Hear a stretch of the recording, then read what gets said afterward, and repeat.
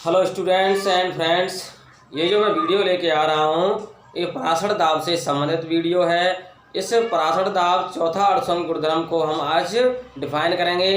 इस वीडियो को पूरा वॉच करना। माँ पीताम्बरा केमिस्ट्री यूट्यूब चैनल में आपका हार्दिक स्वागत है। आप कैसे होंगे? अच्छे ही होंगे। कोरोना टाइम में आप घर पर पढ़ते रहिए इन वीडियो को, क्योंकि पता नहीं है ये कोरोना टाइम कब तक रहेगा। ठीक है। और अब हम चौथे अड़सम गुणधर्म पराशर दाब के बारे में बात करते हैं। पराशर दाब जो होता है वो क्या होता है? विलयन पर लगाया गया वह अतिरिक्त दाब, विलयन पर लगाया गया वह अतिरिक्त दाब जिससे जल विलायक के अणु विलयन से अर्धपारगम झिल्ली एसपीएम से दूसरी ओर विलायक की ओर प्रवाहित हो जाते हैं, उसे पराशर दाब कहते हैं। ठीक है। विलयन ये भरा हुआ है, इसको इस चित्र से देख सकते हैं। दाईं ओर विलयन भरा हुआ है। ठीक है। इस पर हम घर्षण रहित पिस्टन पर बाहर से दाब लगाएंगे और दाब लगाएंगे तो जल विलायक के जो अणु हैं वो जल विलायक के अणु विलयन में से विलायक की ओर प्रवाहित हो जाएंगे। तो इस अतिरिक्त दाब को पराशर दाब कहते हैं। पराशर दाब की परिभाषा 1 नंबर की बोर्ड में कई बार पूछी गई है, इसको याद कर लें। विलयन पर लगाया गया वह अतिरिक्त दाब, ये दाईं ओर जो विलयन है इस पर दाब लगाएंगे बाहर से, वह अतिरिक्त दाब विलयन पर लगाया गया वह अतिरिक्त दाब बाहर से दाब लगाएंगे इस घर्षण रहित पिस्टन पर, जिससे जल विलायक का अणु विलयन में से अर्धपारगम झिल्ली, ये बीच में अर्धपारगम झिल्ली है, इस अर्धपारगम झिल्ली से विलायक की ओर आ जाए। तो इस परिघटना को यानी इस लगाए गए अतिरिक्त दाब को क्या कहते हैं? पराशर दाब, ऑस्मोटिक प्रेशर कहते हैं।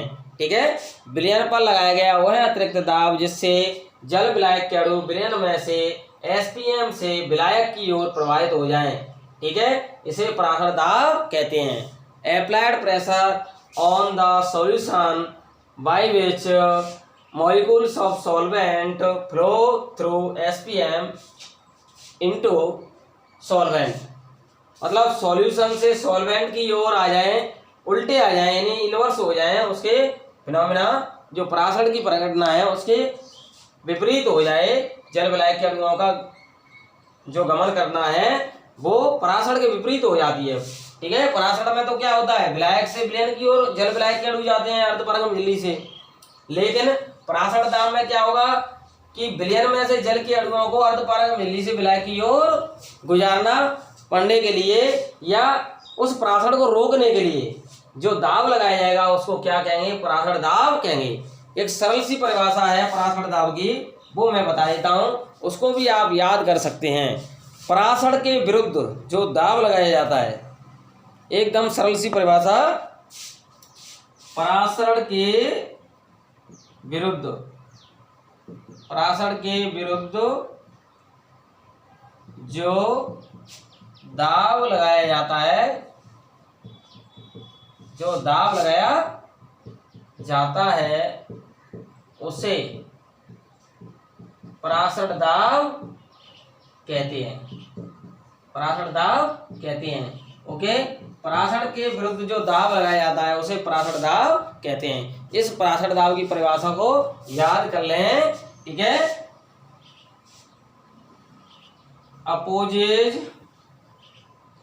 Force, opposes pressure against osmosis, this is called osmotic pressure। ठीक है। मतलब पराशर के विरुद्ध जो दाब लगाया जाएगा वो दाब क्या कहलाएगा? पराशर दाब कहलाएगा, ऑस्मोटिक प्रेशर कहलाएगा। ओके। तो अब आपको पराशर दाब की परिभाषा 1 नंबर की याद हो गई होगी। पराशर के विरुद्ध जो दाब लगाया जाता है, किसके? पराशर के विरुद्ध जो दाब लगाया जाता है उसे पराशर दाब कहते हैं। तो पराशर दाब की परिभाषा याद हो गई। ठीक है। इससे आगे हम चलते हैं कि पराशर दाब को वान टॉप वैज्ञानिक ने किस प्रकार से सॉल्व किया। पराशर दाब को वान टॉप वैज्ञानिक ने किस प्रकार से इसको सॉल्व किया कि ये पराशर क्या होता है। तो हेडिंग डालते हैं पराशर दाब के नियम, परासरण दाब के नियम व परासरण दाब की गणना, rules of osmosis and calculation of osmotic pressure. ठीक है, rules of osmotic pressure and calculation of osmotic pressure. परासरण दाब के जो नियम है, वांटप वैज्ञानिक ने गैसों के नियमों को विलयनों पर लागू किया। वांटप वैज्ञानिक ने गैसों के नियमों को विलयन पर लागू किया। कौन से वैज्ञानिक ने? वांट हॉप वैज्ञानिक ने गैसों के नियमों को विलयनों पर लागू किया। लागू करके 2 नियम दिए। कितने नियम दिए? 2 नियम दिए। अब वो 2 नियम कौन कौन से दिए? पहला है वांट ऑफ बॉयल नियम। वांट ऑफ बॉयल नियम। वांट ऑफ बॉयल नियम क्या कहता है? निश्चित ताप पर विलयन का परासरण दाब उसकी सांद्रता का मतलब कंसंट्रेशन के समानुपाती अथवा तनुता का मतलब आयतन हुई के व्युत्क्रमानुपाती होता है।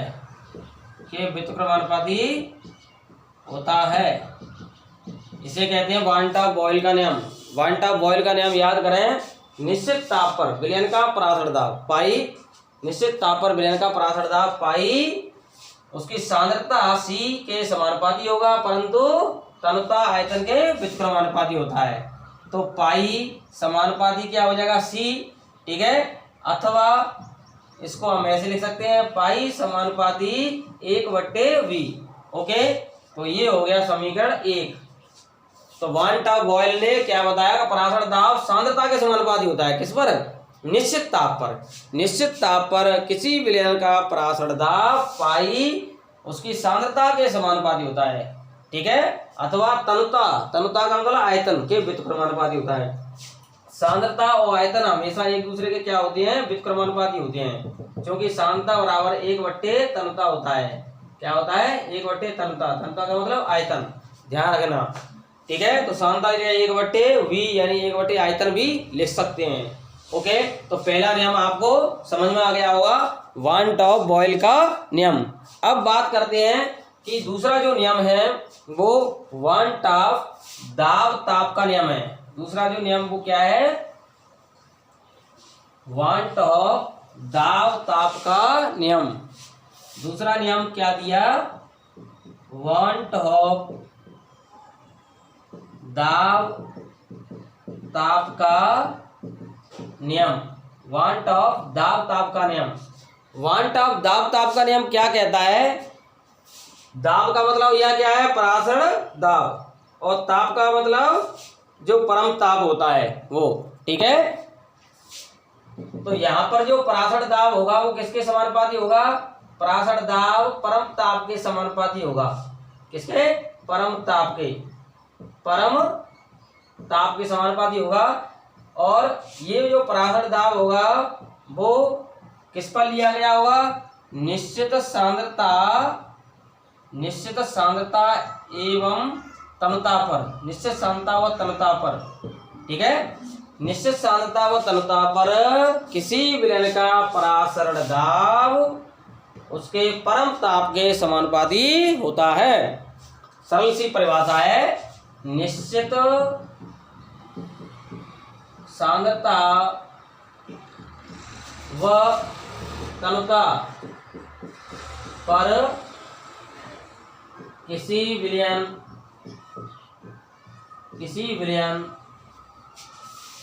का परासर दाब, किसी विलयन का परासर दाब पाई परम ताप के समानुपाती होता है। परम ताप T के समानुपाती होता है। परम ताप T के समानुपाती होता है। किसके? परम ताप T के समानुपाती होता है। इसे कहते हैं क्या? वांट ऑफ दाब ताप का नियम। इसका नियम कहते हैं वांट ऑफ दाब। देखो कैसे नियम बना गया। परासर दाब में से तो दाब ले लिया, परम ताप में से ताप ले लिया। परासर दाब में से दाब ले लिया, परम ताप में से ताप ले लिया। और वांट ऑफ वैज्ञानिक का नाम लगा दी तो वांट ऑफ दाब ताप का नियम हो गया। ओके, तो आपको समझ में आ गया होगा वांट ऑफ दाब ताप का नियम कैसे बनाया। ठीक है, तो यहाँ पर जो निश्चित सांद्रता व तरुणता पर परासर दाब है पाई वो परम ताप के समानुपाती होगा। तो ये हो गया समीकरण 2। तो समीकरण 1 व समीकरण 2 दोनों के सहयोग से परासर दाब को वांट ऑफ वैज्ञानिक ने क्या किया?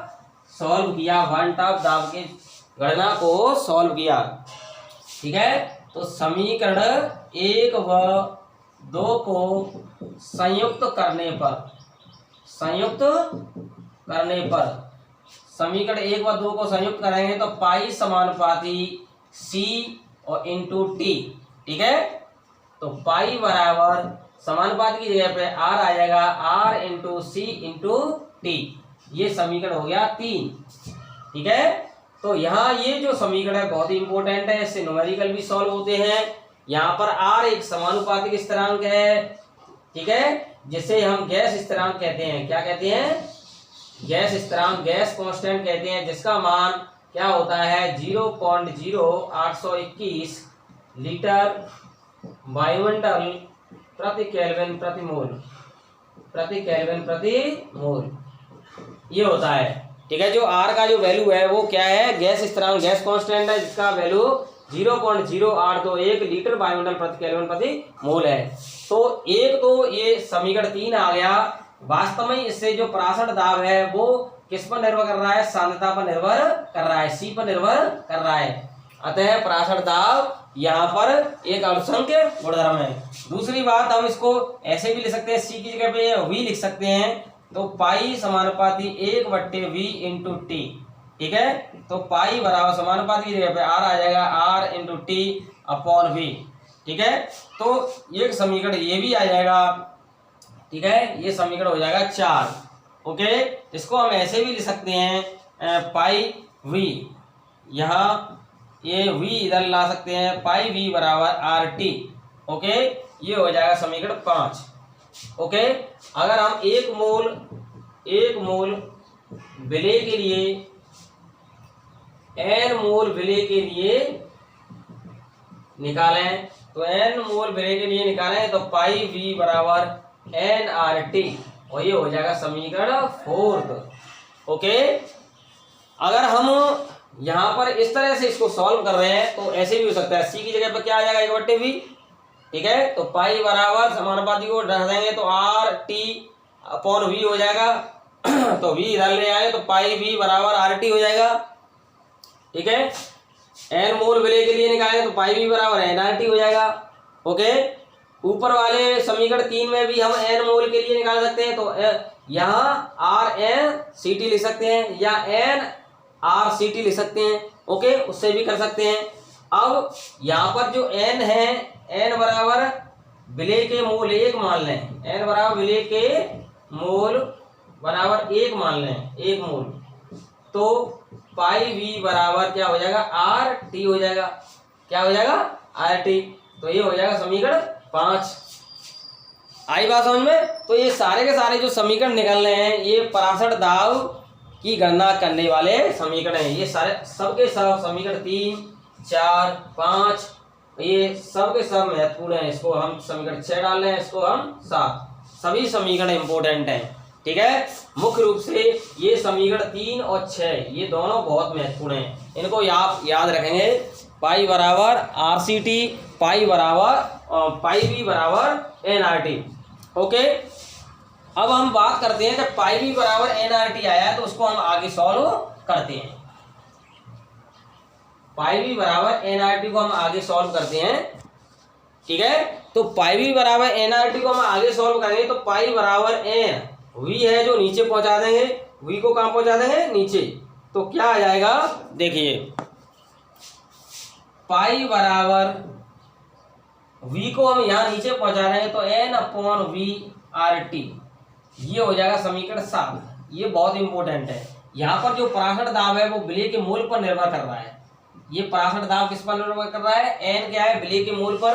तो वास्तव में ये पराशर दाब एक अड़संख्य गुणधर्म है, क्योंकि आपको पता है कि एन अपॉन वी, एन क्या है, विलेय के मोल, और वी क्या है, विलयन का आयतन।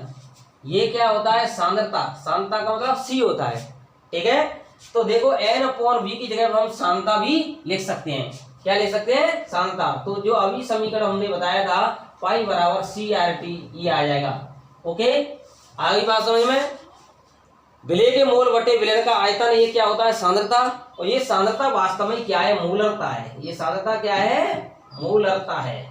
ये जो सांद्रता है मूलरता है। तो ध्यान रखें, ऐसा कौन सा अड़संख्य गुणधर्म है जिसमें मूलरता आती है और वो ताप से प्रभावित होता है। मूलरता ताप से प्रभावित होता है, पहले भी बता चुका, क्योंकि ये भार आयतन मात्रक है। क्या है, भार आयतन मात्रक है। तो यहाँ जो सी है वो सांद्रता, ये मूलरता है जो कि ताप प्रभावित होती है।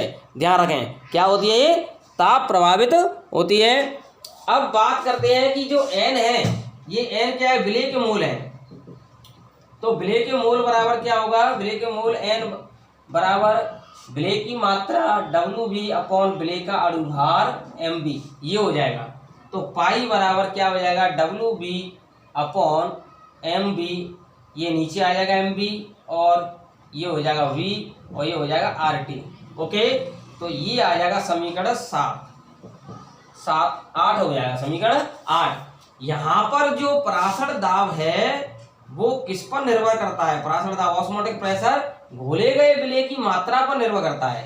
ये डब्ल्यू बी क्या है, घोले गए विलेय की मात्रा, घोले गए विलेय की मात्रा है।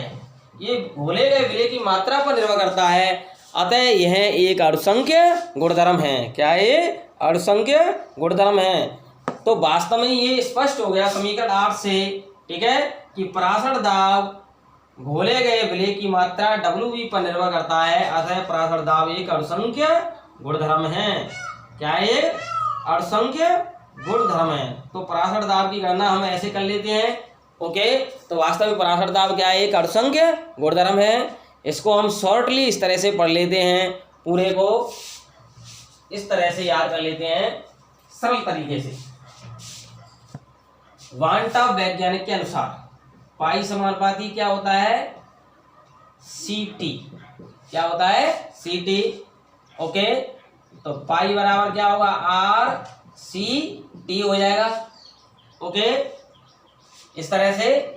और सी की जगह पर क्या रख सकते हैं हम, 1/v रख सकते हैं। तो पाई बराबर R into 1/v into T. Okay, n mole विलेय के लिए, एन मोल विलेय हेतु पाई बराबर R n upon V into T. ठीक है, तो पाई बराबर N R T upon V, ये हो जाएगा। ठीक है, तो हम इससे भी इसको सॉल्व कर सकते हैं। ओके, और एन की जगह हम क्या ले सकते हैं, विलेय की मात्रा डब्ल्यू बी अपॉन विलेय का अणुभार एम बी, और वी ऊपर आर टी लिख सकते हैं। तो ये जो समीकरण हैं ये खासकर इम्पोर्टेंट हैं। ठीक है, ये जो 3 समीकरण हैं, इन तीनों समीकरणों को आप याद कर लें, बहुत ही इम्पोर्टेंट है, वेरी वेरी मोस्ट इम्पोर्टेंट। ये जो तीनों समीकरण हैं बहुत ही इम्पोर्टेंट है। मैंने सरल तरीके से बताया कि पाई समानुपाती सी टी, तो समानुपाती की जगह पर आर आ जाएगा, तो पाई बराबर आर सी टी। ओके, ये समरी है ऊपर की। और पाई बराबर आर, सी की जगह सांद्रता की जगह 1/, आयतन लिख सकते हैं 1/v टी। ओके, क्योंकि सी बराबर क्या होता है, 1/v। ओके, सांद्रता और आयतन एक दूसरे के क्या होते हैं, अपोजिट होते हैं।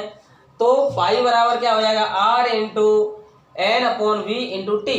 ये एन मोल विलेय के लिए निकालेंगे तो यहाँ एन आ जाएगा, एन का गुणा कर देंगे इसमें, ठीक है।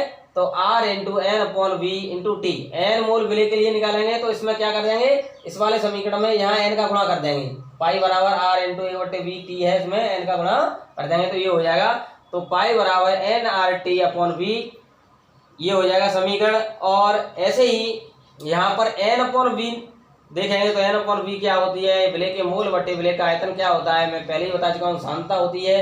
तो सी आ जाएगा यहाँ पर, ठीक है। तो इसको पाई बराबर आर सी टी भी लिख सकते हैं, एन मूल लगाएंगे तो यहाँ एन का भी गुणा कर सकते हैं, ठीक है। तो आप समीकरण इसको याद कर लो, पाई बराबर आर सी टी, और एक पाई बराबर N R T upon V याद कर लो।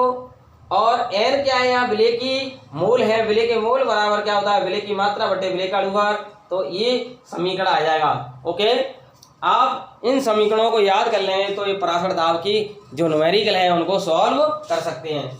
हम पराशर दाब और विलेय की मात्रा और गैस स्थिरांक और तापमान और आयतन विलयन का पता हो तो विलेय का अणुभार भी ज्ञात कर सकते हैं। तो विलेय का अणुभार कैसे ज्ञात करेंगे, एम बी, ये विलेय का अणुभार ज्ञात करने का सूत्र है।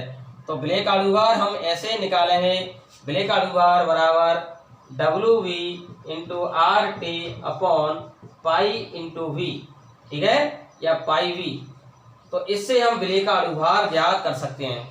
तो पराशर दाब तथा विलेय के अणुभार में ये संबंध हो जाएगा। ये जो गोले में है चारों समीकरण इंपॉर्टेंट हैं। ओके, आज तक का जो वीडियो है आपको अच्छा लगा हो तो इसको like, comment, subscriber and share जरूर करना। नेक्स्ट वीडियो हम पराशर के बारे में पढ़ेंगे कि पराशर क्या होता है, ठीक है, उसके बारे में पढ़ेंगे। वह प्रक्रिया जिसमें जल विलायक के अणु अर्धपारगम्य झिल्ली से विलयन की ओर स्वतः प्रभावित हो जाएं उसे पराशर कहते हैं, उसके बारे में पढ़ेंगे, ठीक है। और क्या क्या उदाहरण हैं उनके बारे में पढ़ेंगे। विलायक मतलब ये जो पराशर की परिभाषा है वो क्या है, वह प्रक्रिया जिसमें जल विलायक के अणु अर्धपारगम्य झिल्ली से विलयन की ओर स्वतः चले जाएं।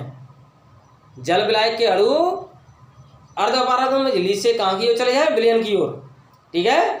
या ऐसे दे सकते हैं, निम्न सांद्रता से अर्धपारगम्य झिल्ली से उच्च सांद्रता की ओर जल विलायक के अणु चले जाएं, वो पराशर होता है। तो पराशर के बारे में पढ़ेंगे अगली वीडियो में। इस वीडियो को like, comment, share and subscribe जरूर करना। Okay, bye.